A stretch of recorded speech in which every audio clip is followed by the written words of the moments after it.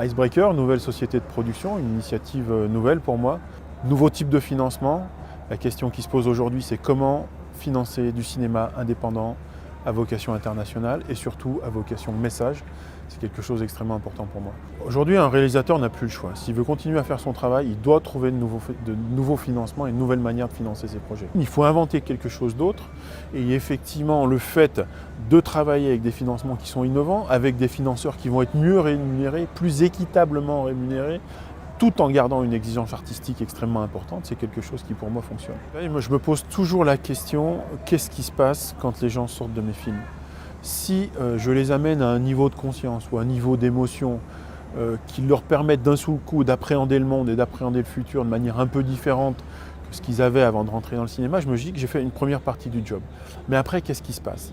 Si c'est pour qu'ils oublient et qu'ils passent à autre chose, ça n'a pas beaucoup d'intérêt. Donc moi, l'idée vraiment, aujourd'hui, c'est de s'inscrire dans un écosystème de gens qui partagent ces initiatives avec dans toutes les couches de la société et de tous les médias, de l'économie, etc. Je crois qu'aujourd'hui, il y a tout un panel de financiers qui ont envie de travailler dans le cinéma, mais qui n'est pas un cinéma tel qu'on le pratique à Hollywood, qui est un cinéma très formaté, très commercial, mais un cinéma qui est finalement un cinéma d'engagement, tout en étant un cinéma de grand spectacle, et à travers un modèle économique qui est tout à fait innovant. Et je crois que c'est ces gens-là aujourd'hui auxquels je m'intéresse, parce que pour moi, il y a une espèce d'adéquation extrêmement intéressante dans le cinéma, qui est très originale. C'est plus un film est profitable, plus il va être vu, et au final, plus le message va être passé pour moi. Et ça, c'est quelque chose d'extrêmement important. L'engagement politique du prince pour la planète n'est plus à démontrer. Il s'investit personnellement. Moi, ce visa me rassure. Il me permet de m'inscrire dans une dynamique politique également, qui est une dynamique de changement, une dynamique de durabilité.